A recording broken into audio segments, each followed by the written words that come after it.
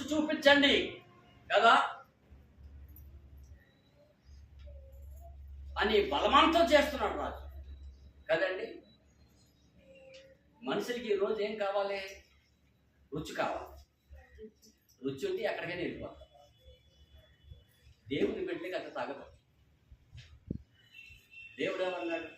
నువ్వు నాతో మాట్లాడితే నేను నీతో మాట్లాడతాను, నువ్వు నాతో సావాసం చేస్తే నీతో నేను సావాసం చేస్తాను, నువ్వు నాకు ప్రార్థన చేస్తే నీ ప్రార్థన వింటా అన్నాడు, నువ్వు నా దగ్గరకు వస్తే నీ దగ్గరకు వస్తానన్నాడు, నేను చెప్పింది నువ్వు వింటే నీకు కావాల్సింది నేను ఇస్తా అన్నాడు దేవుడు. అలాగుంటే దేవుడు ఇష్టపడతాడు. అలాగుంటే దేవుడు ఇష్టపడతాడు. దేవుడు తాగొద్దని నువ్వు తాగావంటే దేవుడు నీ దగ్గర లేడని అర్థం. దేవుడు తినొద్దన్నది నువ్వు తిన్నావంటే దేవుడు నీ దగ్గర లేడని అర్థం. దేవుడు నిన్ను ప్రేమిస్తున్నాడు, నువ్వు ప్రేమించలేకపోతున్నావంటే దేవుడు నీ దగ్గర లేడని అర్థం. అంటే నిజమండి. దేవుని బిడ్డలారా, మరి ఇక్కడ ఈ శద్రకు, మేషకు, అబేద్నెగో, ఈ దానియేలు లాంటి వాళ్ళు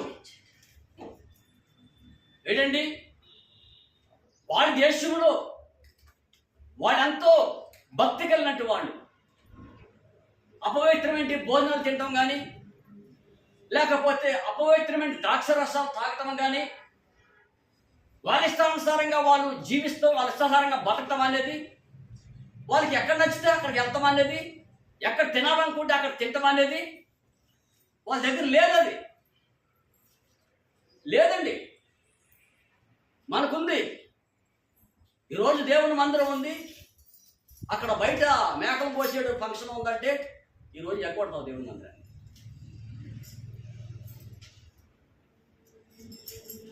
అలా ఉంటారు కొంతమంది, కానీ వాళ్ళు అటువంటి కాదు. వాళ్ళు మనలాగే దేవుని నమ్ముకుంటారు, కానీ వారికి మనకి చాలా వ్యత్యాసం ఉంది, చాలా డిఫరెన్స్ తేడా ఉంది. శద్రకుని, మేషకుని, అబేద్నెగోని, దానియేలును కూడా రాజు తీసుకుని వెళ్ళాడు. కొంతమంది యవనస్తుల్ని 3 సంవత్సరాలు వీరిని పోషించండి అన్నాడు ఆయన. 3 సంవత్సరాలు కూడా రాజు భోజనం పెట్టమని చెప్పాడు ఆయన. ఏ భోజనం? రాజభోజనం వెళ్ళాలంటే తెలుసు కదా, అన్నీ ఉండాలి దేవుని మీద. ఆయనకి తాగడానికి ఉండాలి. ఆయనకి లేదు అన్నది కనపడవద్దు అక్కడ. అది దాన్ని అపవిత్రమైన భోజనం అంటారు కదా. ఇప్పుడు తాగుబోతుడు దగ్గరికి వెళ్ళి ఎలా ఎత్తం ఒకటే లెక్కెత్తవా అన్నాడు అనుకోండి, ఇలా గొడుగుతారు అన్నాడు, ఇలా గొడుగుతారు, అది వెళ్ళిపోయింది బతుకు. అది అడుగుతుంది.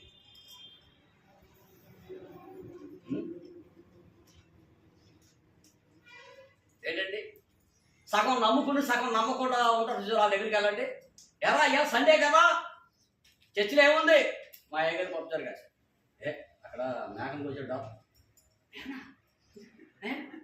చల్లగా కదా సండే వెళ్ళకపోతే మా అయ్యగారు ఏం ఏమనుకోలే.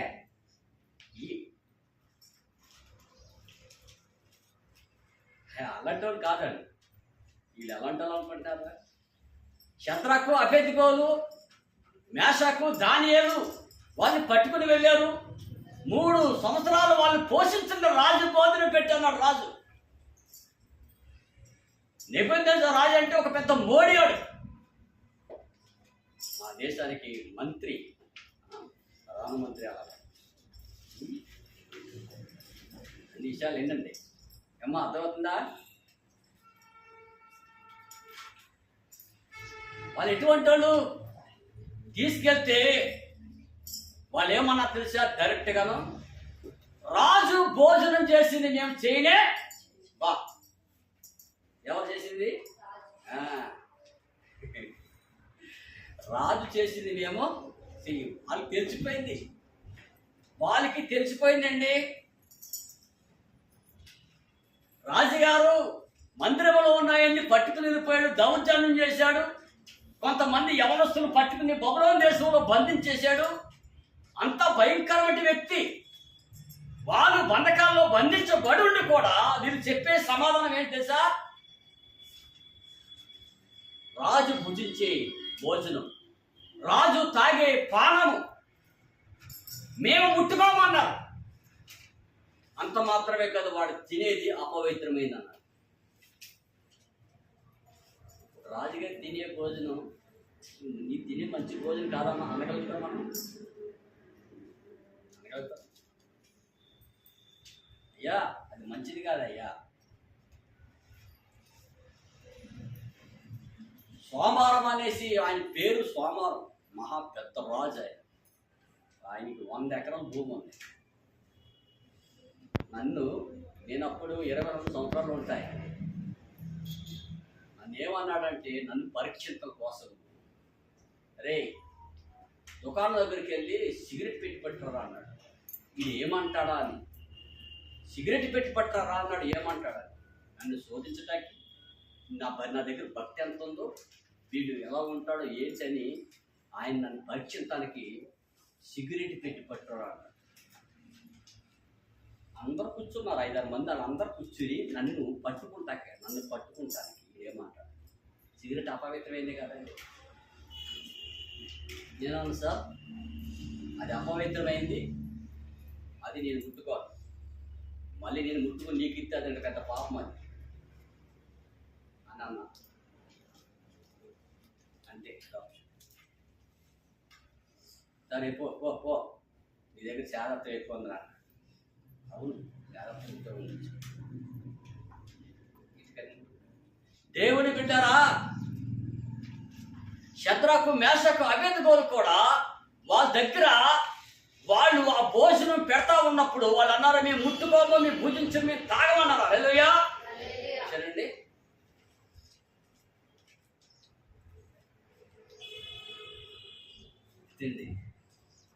ధైర్యం అంటే అది. నేను అంటాను, రాజుగారు చంపేసినా పర్లేదు, వాళ్ళ దేవుని దగ్గరికి వెళ్ళిపోతాయి అలా అంటున్నారు. కానీ మాట perfect. Praise the Lord. Hallelujah. నచ్చేది ఎప్పుడైనా రావచ్చు. కానీ దేవుని బిడ్డారా, అప్పుడు చూడండి, ఇంకో మాట చదువుకుందాం. చూద్దాం, ఇక్కడ 9వ వచనం చదువుకుందాం.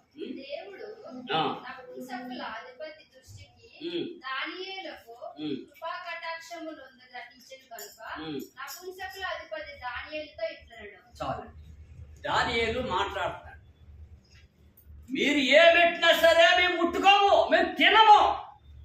మీరు ఏమైనా చేస్తారో చేయండి, ఏదైనా సరే రెడీ.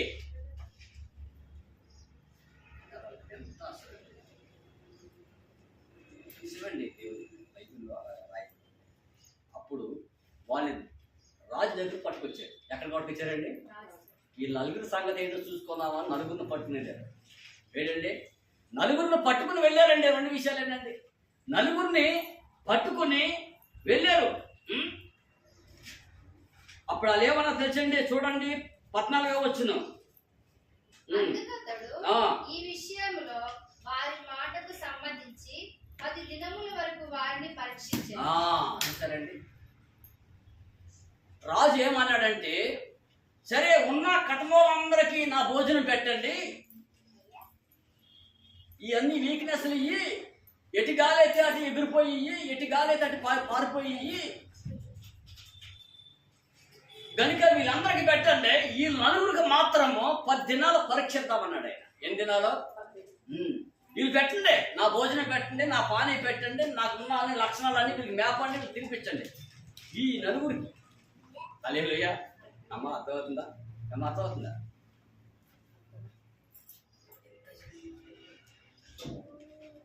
10 దినాల తర్వాత పరీక్షించమన్నాడు దానియేలు. ఏమన్నాడు?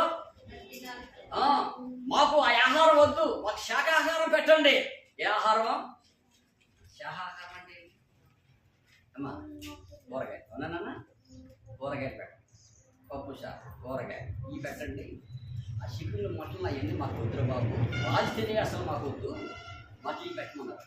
ఏంటంటే ఏ పెట్టమన్నారు?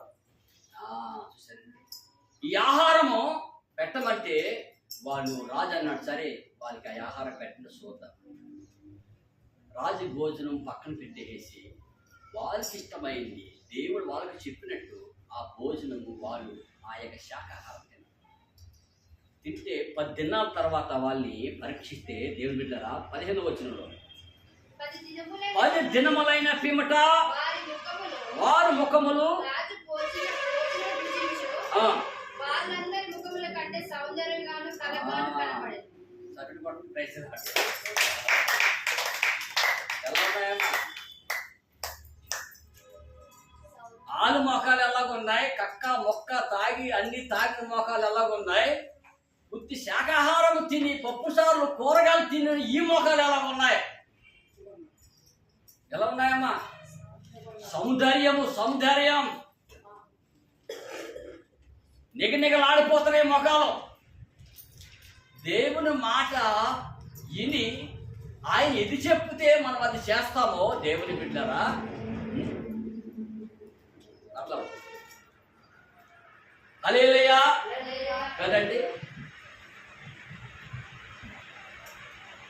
10 దినములైన తర్వాత వాళ్ళు మొఖాలు సౌందర్యం వల్లే ఉన్నాయంట. హల్లెలూయా చూడండి. అది మరి మనకి ఇంటిగా ఆపడానికి ఒక కోట కొడతాం. ఇక్కడికి వచ్చిన తర్వాత ఇంటిగా ఒక ట్రిప్ అయిపోతుంది. ఏమవదా? పని చేయండి. ప్రతి ఆదివారం కూడా మన సంఘంలో భోజనాలు ఉంటాయి. ఏదైనా మంచి పెసలు వండుకోవాలనుకుంటే సాయంత్రం వండుకుంటేనండి ప్రైజ్లా. ఇంటికాడ వండేసుకుని తినే వండేది ఈ ఆహారం ఎక్కుతుంది.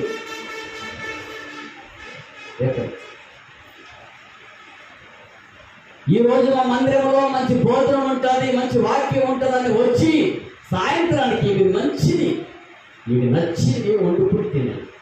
అది లెక్క. తలెప్పుడుతున్నాయి నేను చర్చికి రాలని అంటాడు, ఇంటికాడ మేక తలకాయ తెచ్చుకుని తింటాడు.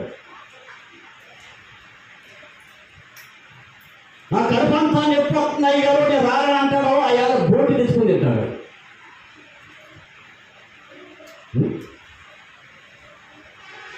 ఇలా ఉన్నారు పాపం. దేవుడు ఉన్నాడు గుర్తించుకో. ఎప్పుడు ఉన్నాడు దేవుడు? దేవుడు మనతో ఉండాలంటే దేవుడు మాట మనం వినాలి. ప్రైజ్లా. ఇప్పుడు వీళ్ళు మొక్కలు ఎలా ఉన్నాయమ్మా? సౌందర్యం వల్లే ఉన్నాయి. ఎంత చక్కగా ఉన్నాయి చూసారండి. చూడండి, వాళ్ళ మొఖాల్లో సంతోషం, వాళ్ళ మొఖాల్లో ఆనందం, ఆ మొఖాల్లో కలకల ఏంటండి, వాళ్ళ మొఖాల్లో ఏదో బస్టాండ్లో బ్యాగ పోగొట్టుకున్నట్టు ఉండవు. నిజమండి. ఎలా ఉంటుంది? సంతోషమే సమాధానమే సమాధానమే సంతోషమే సమాధానమే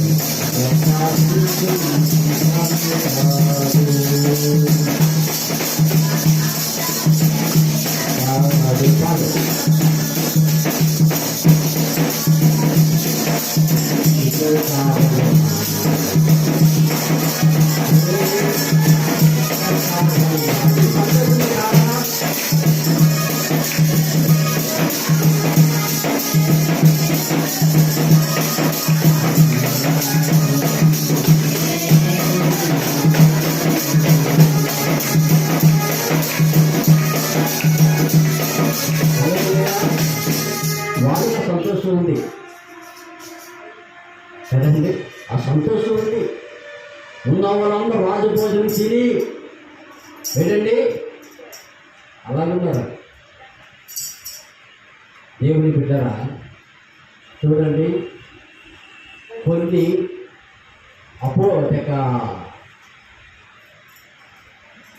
లోకసువార్త 15వ అధ్యాయం ఒక మాట విందాం. చూడండి 15-13 వచ్చిన కొన్ని దినములైన తరువాత కొన్ని దినములైన తర్వాత ఆ చిన్న కుమారుడు ఆ చిన్న కుమారుడు సమకూర్చుకొని ఆస్తు సమకూర్చుకుని దూర దేశమునకు దూర దేశమునకు ప్రయాణమైపోయి ప్రయాణమైపోయి అచ్చట తన ఆస్తిని అచ్చట తన ఆస్తిని దుర్వ్యాపారముల వలన ఆ, పాడు చేసేను. పాడు చేసుకోండి. ఇక్కడ మీరు బాగా గమనించాలి. ఒక తండ్రి ఉన్నాడు. ఆ తండ్రికి 2 కుమారులు ఉన్నారు. ఆ తండ్రి దగ్గర ఎంతో మంది పనిచేసే వాళ్ళు ఉన్నారు. ఆ తండ్రి దగ్గర మంచి భోజనం ఉంది, మంచి బట్ట ఉంది, మంచి చెప్పులు ఉన్నాయి, ఏంటండి అన్నీ ఉన్నాయి. ఎవరి దగ్గర? ఆ తండ్రి దగ్గర అన్నీ ఉన్నాయి. తినడానికి మంచి భోజనం, ఆరోగ్యానికి సంబంధించిన మంచి భోజనం ఉంది, కట్టుకుంటానికి మంచి బట్ట ఉంది, వేసుకుంటానికి మంచి చెప్పులు ఉన్నాయి. ఎంతో మంది ఆయన దగ్గర ఉన్నారు. ఆయన అంత గొప్పవాడు. కానీ ఆయన పుట్టిన చిన్న కుమారుడు అటువంటి మంచి భోజనాన్ని విడిచిపెట్టి, అటువంటి మంచి వస్త్రాలను విడిచిపెట్టి, మంచి చెప్పులు విడిచిపెట్టి, మంచి సావాసాన్ని విడిచిపెట్టి, మంచి ఆత్మీయ జీవితాన్ని విడిచిపెట్టి, మంచి ప్రార్థన విడిచిపెట్టి, ఏదండి నలుగురిలో అందరిలో కలిసి హ్యాపీగా ఉండే ఆనందాన్ని విడిచిపెట్టి తండ్రి మీద తిరగబడి తండ్రి దగ్గర ఆస్తి తీసుకుని వెళ్ళిపోయాడు. మనోడికి ఈ భోజనం అసలు, మనోడికి ఆ వస్త్రాలు నచ్చలేదు, మనోడికి ఆ చెప్పులు నచ్చలేదు, మనోడికి ఆ నలుగురితో ఆనందంగా సంతోషంగా ఉంటే నచ్చలేదు. వాడికి ఏమి నచ్చిందంటే ఏంటండి, ఏమి నచ్చింది కదా.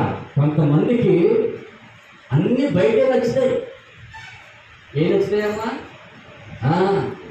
బయట నచ్చుతాయి కదా.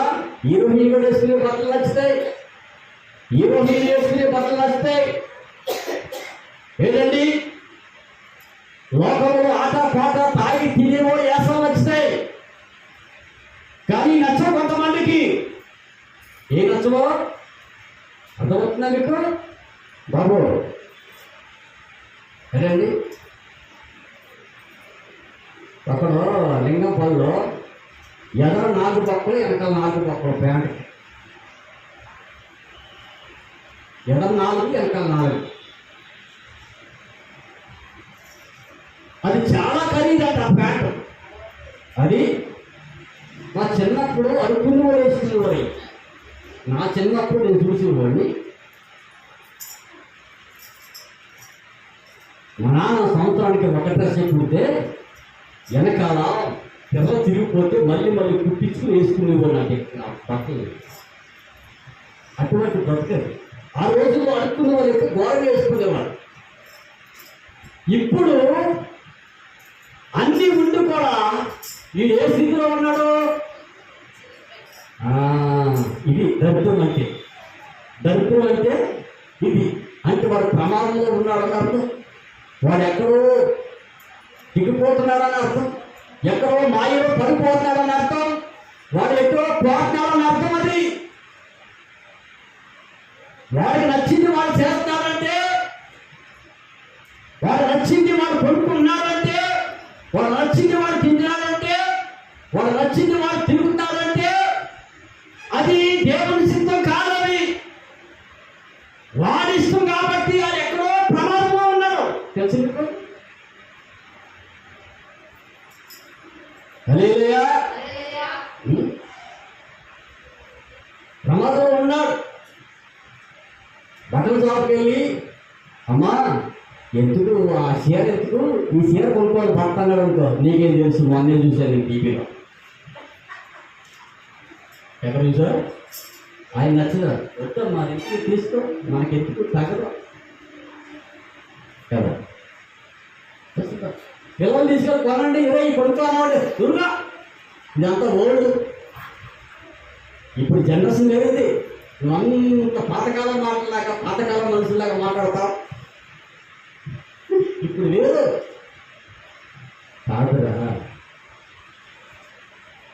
నీ మనసు ఎక్కడో ఉంది, ఎక్కడో తిరుగుతుంది. అంటే ఎవరికి నచ్చింది తల్లిదండ్రులు నచ్చింది తల్లిదండ్రులకి, పిల్లలు నచ్చింది పిల్లలకి. ఎవరు నచ్చిన వాళ్ళు చేస్తారంటే అది దేవుని సిద్ధం కాదు.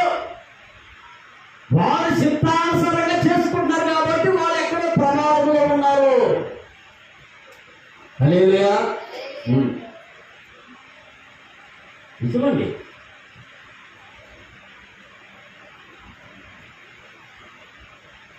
ఈయన మంచి భోజనం ఉంది, మంచి బట్టలు ఉన్నాయి, చెప్పులు ఉన్నాయి, మంచిగా ఉంది, మంచి ఆత్మీయత ఉంది, 10 మంది ఉన్నారు, ప్రార్థన చేసే వాళ్ళు ఉన్నారు, వాక్యం చెప్పేవాళ్ళు ఉన్నారు, అంతా సంతోషం ఆనందం ఉంది. కానీ ఇది పక్కన పెట్టి తండ్రి దగ్గర కొంత తీసుకుని వెళ్ళిపోయాక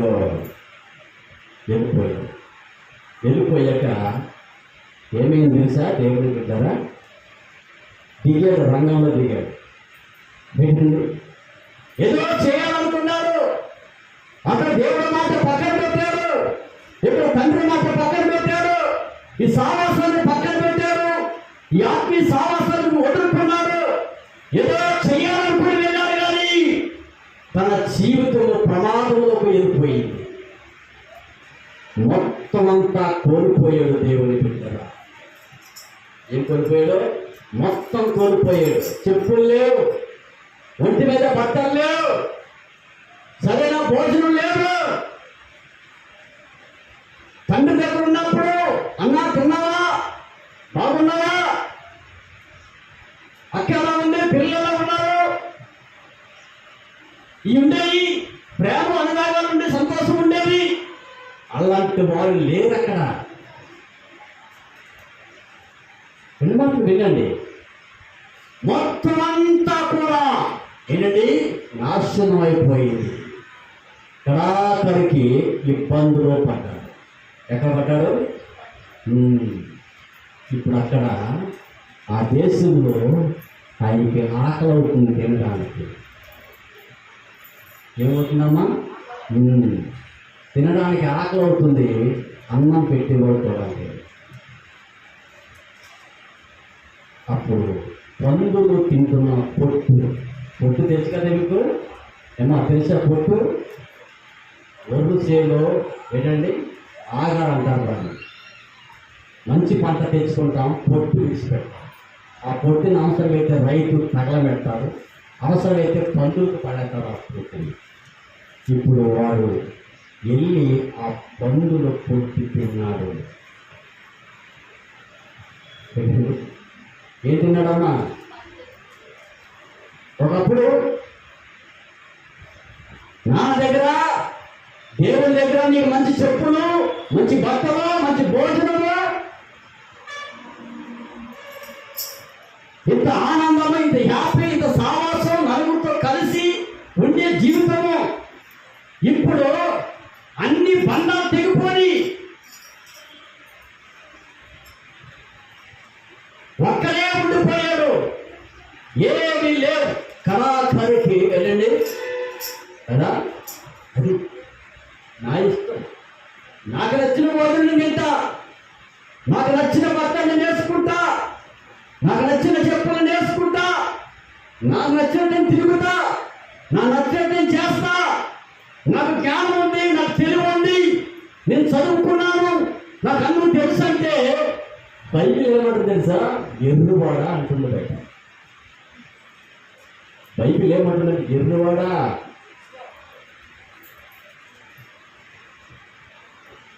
ఎర్రువాడ.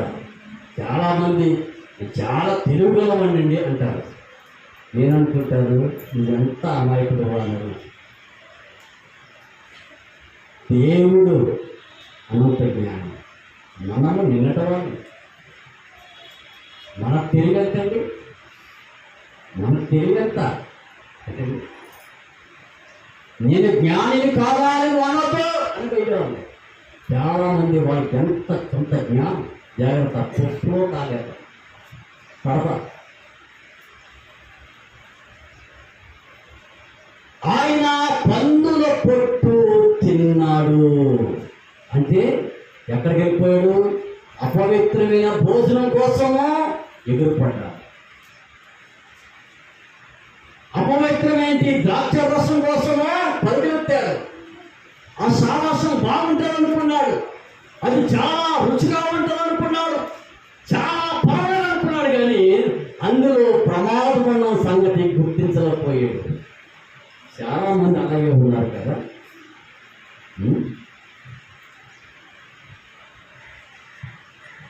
చాలా మంది చిత్రంగా మాట్లాడతారు. తాగునోళ్ళు చాలా చిత్రంగా మాట్లాడతారు కదండి. నలుగురు తాగుబోతులు వినండి ఈ మాట. వాళ్ళు రాత్రి 9 గంటలకి తాగి కూర్చొని మాట్లాడుకుంటున్నాడు.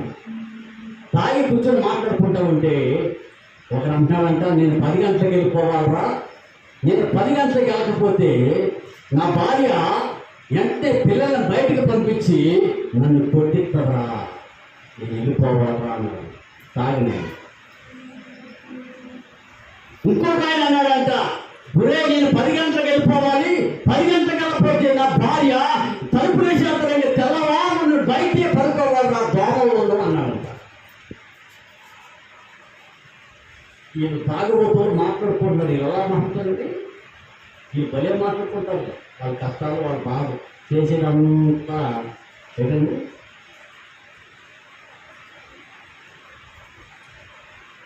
వీళ్ళు మాట్లాడుకుంటా ఉన్నారు. ఇంకో అన్నాడంట, మీసా తిప్పుకుంటూ, చీ మీరా మీ భార్యకి భయపడుకోండి, నేను అలాంటి వాడు అనుకుంటున్నారా? నేను వెళ్తే నా భార్య వెంటనే తలుపు తీయాలి, నేను వెళ్తే వెంటనే నా భార్య నాకు ఏమీ కాయాలి, వెంటనే అన్నం పెట్టాలి, గడగడ ఉడికిపోవాలి నా భార్య అని మీసా తిప్పుకుంటూ అన్నాడండి. ఒకరు అలాగే ఉంటారు కదా కొంతమంది. అయ్యి బాబోయ్,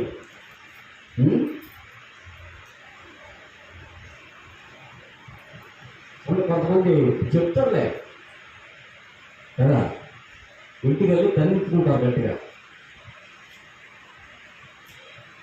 బయట రాయి మాట దేవుని వెళ్ళారా మీసా తిప్పుకుంటామంట. వీళ్ళు అనుకున్నారంట ఈ ముగ్గురు, అబ్బా ఎంత పవర్ఫుల్, మన భార్య అయితే నా భార్య అయితే బయట పడుకుంటుంది, అతని భార్య అయితే పిల్లలను బయటకు పంపించి కొట్టిస్తుంది, ఇతని భార్య అయితే ఏ టైంలో వెళ్ళినా సరే గడగల్లో పడిపోతుంది. ఇంత ఉత్తమరాల, ఇంత పవిత్ర, ఇంత మంచిదా అనేసి అనుకుంటే నా ఇంటికి రండి అన్నాడు. ఏమన్నాడు? నా ఇంటికి రండి, నా మాటలు మీరు నమ్మకపోతే నా ఇంటికి రండి, సూర్యగా రండి అన్నాడు. ఇంటికి తీసుకుని వెళ్ళాడు. నిజంగా ఆయన భార్య గడగల్లాడిపోతూ, ఏమండి భోజనం పెట్టమంటారా, మీతో వచ్చినట్టు వాళ్ళకి భోజనం పెట్టమంటారా అనేసి ఆమె భయపడుతుందండి. ఈరోజు ఒక క్రైస్తవురాలు ఎందుకు భయపడుతుంది తెలుసా? చేతగా కాదు. ఓ క్రైస్తవుడు ఎందుకు భయపడతాడు తెలుసా? పవర్ఫుల్ లేక కాదు. హల్లెలూయా. ఒక దైవజనుడు అన్నారు, పడుకున్న సింహాన్ని లేకపోతే చీల్చేద్దరు అన్నారంట. దేవుని బిడ్డలో నిద్రిస్తున్న సింహాలయ్యి, సింహాలు ఏం చేయవు, తేడా వస్తే చీల్చేద్దరు పడతాయి. దేవుని బిడ్డలో సింహం అంటారు ఏమి చేయదు, తేడా వస్తే మాత్రం. దేవుని బిడ్డలో సింహం అంటారు, నిద్రిస్తున్న సింహం అంటారు అన్నాడు. వీడేంటో మీసా తిప్పుకుంటూ, నా భార్య నేను చెప్పినట్టు వింటానని చెప్తే ఇంటికి తీసుకెళ్తే 2 నిమిషాలు వినండి. దేవుడు ఇంటికి అలాగే భార్య గబగబ తనకి భోజనం పెట్టింది, వచ్చిన కూడా భోజనం పెట్టింది. అలా అనుకుంటున్నట్ట ఇతను చెప్పిన మాట కరెక్టే. ఎవరు చెప్పిన మాటలో? ఇతను చెప్పిన మాట కరెక్టేరా, అబద్ధం చెప్పాడు అనుకున్నాను. ఆయన భార్య నిజంగా లేచి అతనికి భోజనం పెట్టింది కాక మనకు కూడా పెట్టింది. ఇంత ఓపుగా, ఇంత సహనము, ఇంత తగ్గింపు అనే ఇంత మంచిదా అని వీళ్ళు అనుకుంటున్నారు. అనుకుంటా ఉంటే నైట్ తిన్నారు పడుకున్నారు. తెల్లారి ఏంటండి ఈ తాగినోడు తెల్లారి 5 గంటలు వేసిపోతారు. ఎందుకంటే 5 గంటలు వేసేస్తారంటే, లేకపోతే ప్రాణం తప్ప పడుకుంటారు. ఏంటండి నేను ఒక ఇంటికి పాలు కలిగివ్వండి, బాగా గమనించండి. పాలు కలిగివ్వండి ఇక్కడే నా వాళ్ళ ఇంటికి ఇంటికి పాలు కలిగివ్వండి. 6 గంటలకి పాలు వెళ్ళినప్పుడుతే ఒక ఆమె వచ్చేసి ఆ వెనకాల నుంచున్నాను సీసం ఎత్తేసి గట్ట గట్ట గట్ట గట్ట గట్ట గట్ట గట్ట గట్ట తాగేస్తామంటే నేను వెనకాల నుంచున్నాను. ఏమన్నా ఇంకా పొద్దు కూడా పొడవలేదు, ఇంత తాగేస్తున్నావు ఏంటమ్మా? నా గుండెలుకోవాలి, సాయి తాగా తిరిగి చేయాలి ఏంటి సార్? ప్రాణం గడవచ్చేస్తుంది సార్. ఎవరిది గడవచ్చేస్తుంది? ఇది బానిస అవుతా అంతే, ఇంకా అది దాని మీద ఉంటుంది మనసు. ఇదేనంతే అండి. సీరియల్ మీద ఉంటే సీరియల్ మీద ఉంటుంది మనసు, సినిమా ఇష్టం ఉంటే సినిమా మీద ఉంటుంది మనసు. అబద్ధాలు అలవాటు చేసుకుంటే అబద్ధాలే ఉంటాయి నీకు. దొంగతనం చేయాలన్న అలవాటు ఉంటే దొంగతనాలే అలవాటు ఉంటాయి. తాగి తినాలి చేయాలనుకుంటే ఇదే ఉంటుంది జీవితంలో. నిజమండి. నువ్వు దేనికైతే బానిస అవుతావో దాన్నే ఉంటావు, దాన్ని పట్టుకునే ఉంటావు, బయటికి రాలేవు. రావాలంటే నువ్వు తిరగాలి, వెనక్కి తిరగాలి, విడిచిపెట్టాలి. లేకపోతే ఆ ప్రమాదంలో ఉండిపోతావు. ఇంకా ప్రమాదంలో ఉండిపోతావు. ఎప్పుడొకప్పుడు హఠాత్తుగా చనిపోకుండా జరుగుతాయి. విషయం ఏంటండి, పొద్దున్నే లేచి వాడు మొహాలు కడుక్కుని 50 రోజులు తోడుకుంటామంటే ఆ ఇంట్లో ఆమె వాక తుడుతుందంట. వాక తుడుతూ ఉంటే ఆయన గదిలో ఉన్నాడు, కిటికీ పక్కన ఉన్నాడు, కిటికీ దగ్గర ఉన్నాడు, ఆయనతో లేచి ఉన్నాడు ఆయన భర్త. వీళ్ళక ముగ్గురు కూడా వెళ్ళి, అమ్మా మా ఇంటికాడ మా భార్యలు మాకు నీళ్ళెవరో తిడతారో కొడతారో ఇంత బాధ పెడతారు, మరి మీ ఆయన కూడా తాగుతాడు కదా, ఆయన అంటే అంత భయము, అంత ఒలుపు, అంత అలాగే ఎత్తు తిరుగుతున్నావు అంటే ఇది అడిగారంట. ఆయన అన్నదంట, యేసయ్య నా కొరకు ప్రాణం పెట్టాడు, నేను కూడా యేసయ్య నమ్ముకుని అన్ని విడిచిపెట్టేశాను. చప్పటి పడుతుంది. నా కొరకు ఆయన దెబ్బలు తిన్నాడు, నా కొరకు ఆయన గాయపరచబడ్డాడు, నా కొరకు రక్తాన్ని కాచాడు, నా కొరకు చిరుమలో ఆయన ప్రాణాలు పెట్టాడు. ఆయన నమ్ముకున్న బిడ్డనే నేను ఎందుకు ఎన్ని తిట్టినా ఎన్ని కొట్టినా ఏమన్నా తగ్గించుకున్నానంటే నేను నా జీవితాన్ని యేసయ్యకి సమర్పించుకున్నాను. ఎవరికి? హల్లెలూయా. నీకుందా? ఇప్పుడు రక్షణ పొందావు, నీ భార్యను కొట్టడం నువ్వు మానేవా? ఇప్పుడు రక్షణ పొందావు, నీ భర్తను తిడతావు నువ్వు మానేవా? ఇప్పుడు రక్షణ పొందావు, ఇరుగు పొరుగు వాళ్ళని నోట్లు వేసుకుంటా మానేవా? ఎక్కడ?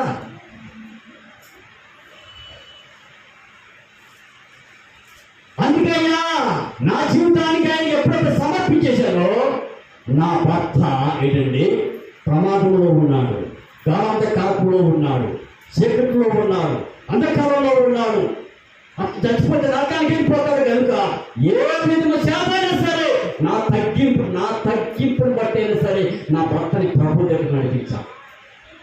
ఈ మాటలు చెప్తూ ఉంటే ఆ కిటికీ కాడ ఉన్నవాడు, మంచం మీద ఉన్నవాడు భర్త ఈ మాటలో ఇంతవరకు నా పవర్ కాదురా యేసయ్య పవర్.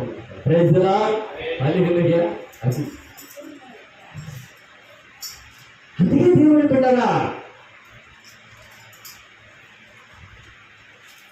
మానుకోవాలి. కొరింథీయులు చివరగా 6వ అధ్యాయం 6వ అధ్యాయం చూడండి, 6వ అధ్యాయం 12వ వచనంలో పౌలు గారు ఒక చక్కని మాట అంటాడు. పౌలు గారు చదవండి ఒకసారి. 1 కొరింథీయులు 6వ అధ్యాయం 12వ వచనం. అన్నిటి యందు నాకు స్వతంత్రము కలదు, కానీ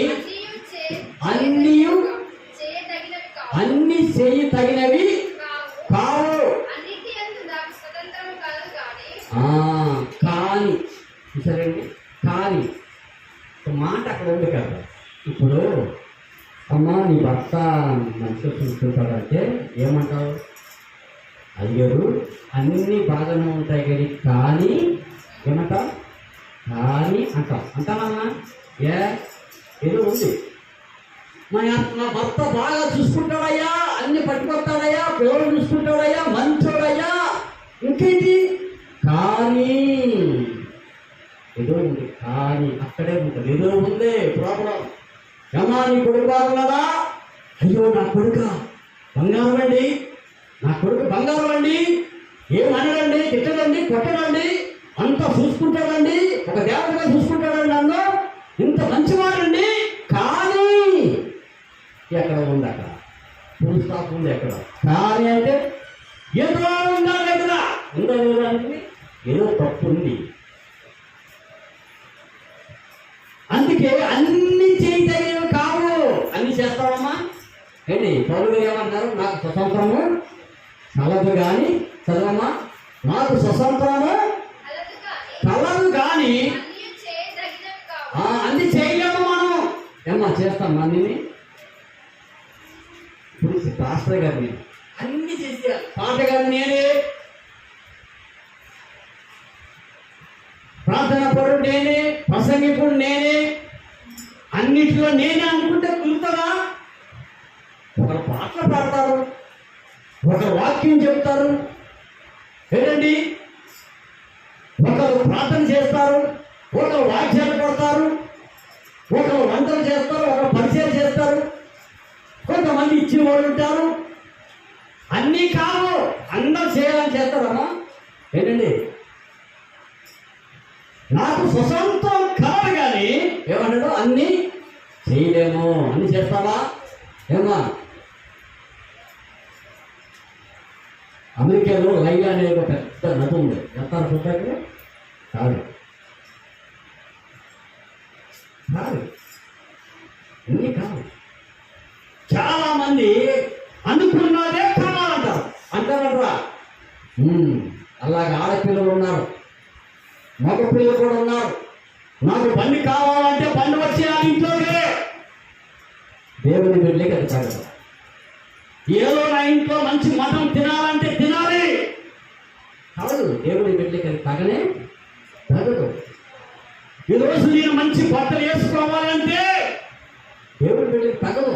వేసుకునే సమయం వద్దు, దేవుడు ఇస్తాడు, వేసుకోవచ్చేమో కానీ కాదు అంటే కాదు. దేవుని వెళ్ళి తగ్గుమాటు, తగ్గింపు అన్నీ కావు. హల్లెలూయా కాదండి, అన్నీ కావు. అంటే మీ చాలా మంది చూస్తున్నా, బర్త్డే వచ్చింది,